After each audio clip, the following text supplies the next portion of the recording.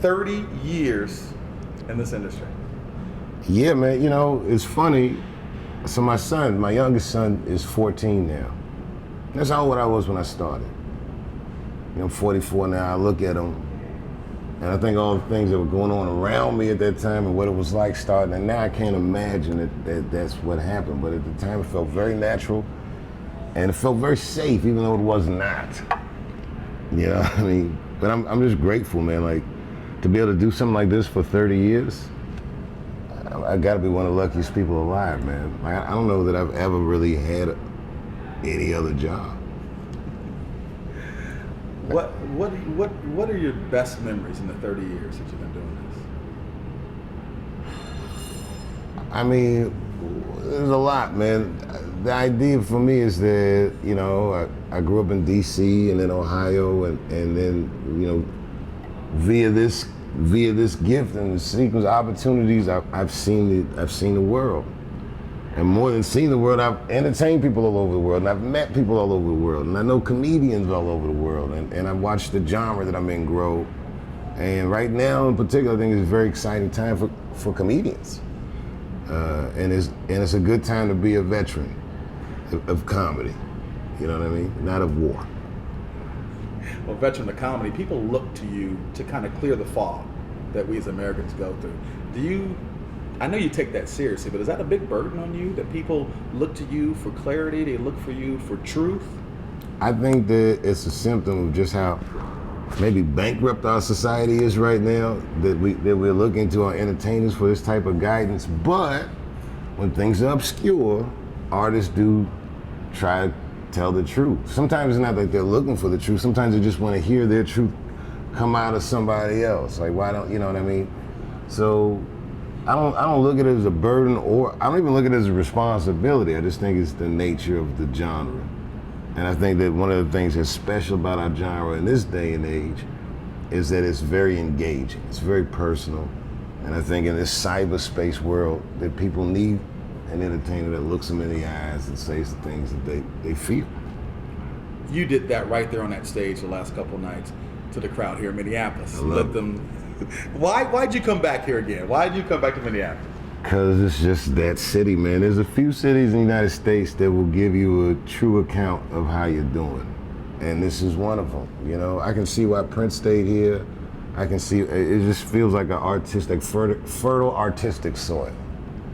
And so I got a lot of pivotal moments. I sold my Netflix special in Minneapolis. Like, just this city is very, very special to me. And my friend is here, you know what I mean? I got friends here, so I like to check it out, man. And it's close, and we had a good time. Yeah, we had a good time. Always have a good time. Yeah, man. Let's take a minute to talk about Prince. I'd be remiss if I didn't ask you about Prince. And that, I remember making that phone call to you that day. It was one of the worst phone calls I felt I had to make in my life. It's funny. So I was asleep when you called and didn't pick up.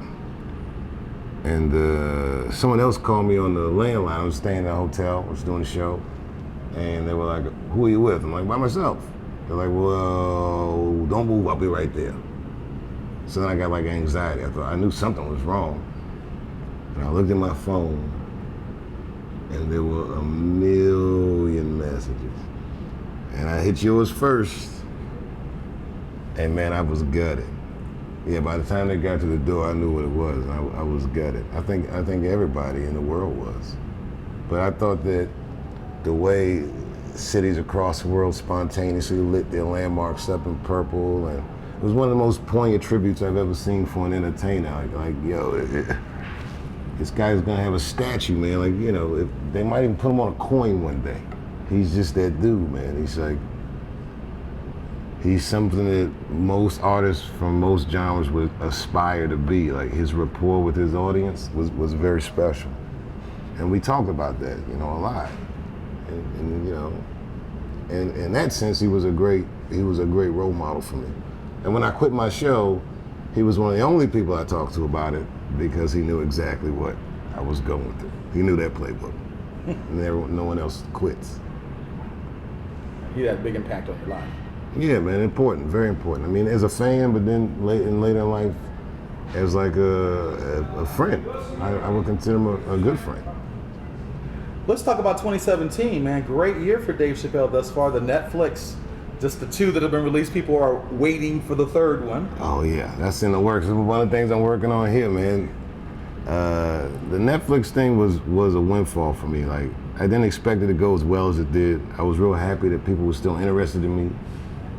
And I'm very excited about putting another one out. Hopefully I can put it out this year. We'll see how it goes. I'm excited about it though. I like set them up, let's play. And also an Emmy nomination. Yes, my first in Chappelle show, and I got it on Saturday Night Live. Who knew?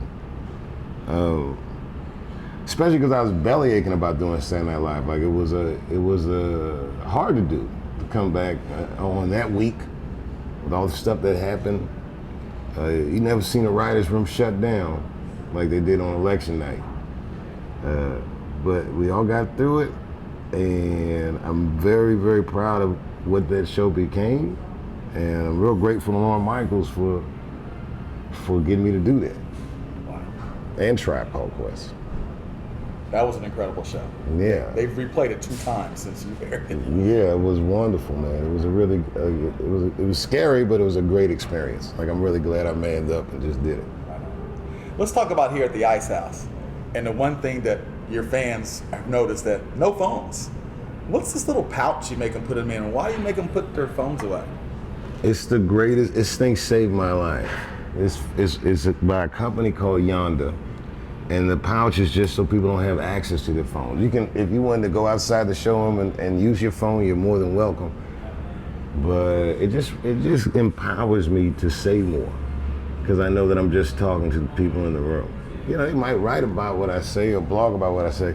There ain't no leaks, man. There's no footage, no secret tapes. I can work on my special in peace. I have the comfort zone of being able to make mistakes, which all the scrutiny of cell phones and camera phones, you know, has eliminated for a lot of artists. You slip on stage or mess your lyric up or whatever, they'll take you to task on the internet, and that's a huge distraction if you're trying to put something together. It's very humbling putting together an artistic offering, and I just don't want all that noise in the kitchen from them cell phones. You want your fans, you hope they understand why you're doing that. Most of them do, man. I think once they see what it is, they appreciate it as a culture. You know, there might one day be a time when people won't imagine how rude we used to be with our phones. You know what I mean? Like, privacy is it's a coveted thing, man. And even though I'm working public, I would like it to be just amongst me and these people that were kind enough to buy tickets. That's why Ice House is kind of important. It's perfect. I love this place. Perfect size. It's very intimate, and I don't know. It's a good room. Sounds good in here. Feels good in here. I'm happy. I'm happy I'm working here this week. And normally I don't play like this small, but in my mind, like when I fantasize about comedy, it's usually in a club or in a smaller room. I don't have the rock star dream. I live that life sometimes, but that's not the dream.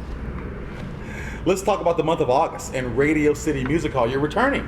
Yes. How many days? What can we expect? I mean, this is a destination type of comedy special that you're doing.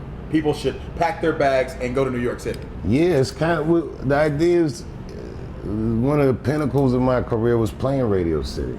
First time I played, I was 19. I opened for Aretha Franklin.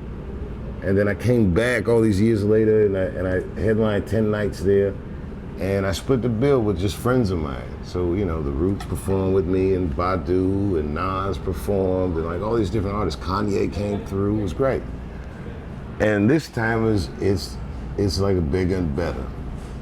So, and like the 14 nights or however many nights were there, it'll be the first time me and Chris Rock co-headlined the show together. I'm doing 4 nights with the Roots, who got amazing special guests. I got a couple artists that I can't announce, but I'm sure the crowd will be very excited to see. So no one can know. Yeah, no one can know yet, but they will. You'll hear about it. It's gonna be dope, and it's exciting. And then the last night of the run is the 24th, which is my birthday, which ushers in my 30th anniversary of stand-up. And I got great guests playing that night too. One of Prince's band members is gonna be fronting the band that night. John Mayer's gonna play that night, and some other huge surprises.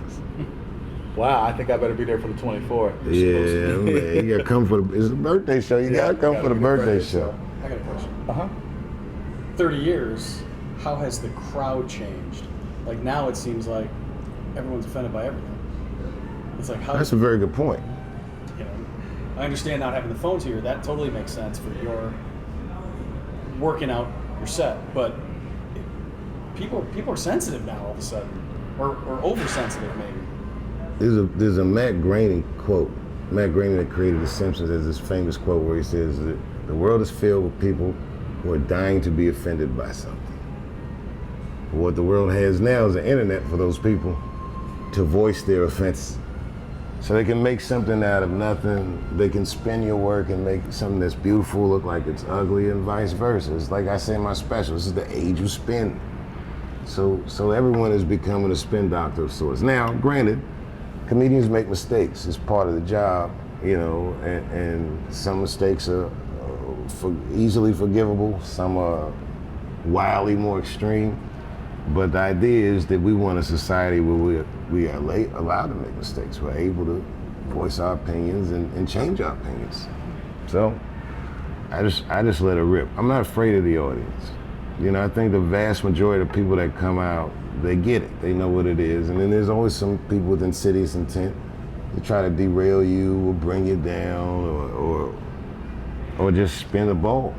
But that's, you know, as you go along in the business, you gotta just toughen up and just hope that your number doesn't come up. I'm sure my next special will have somebody mad.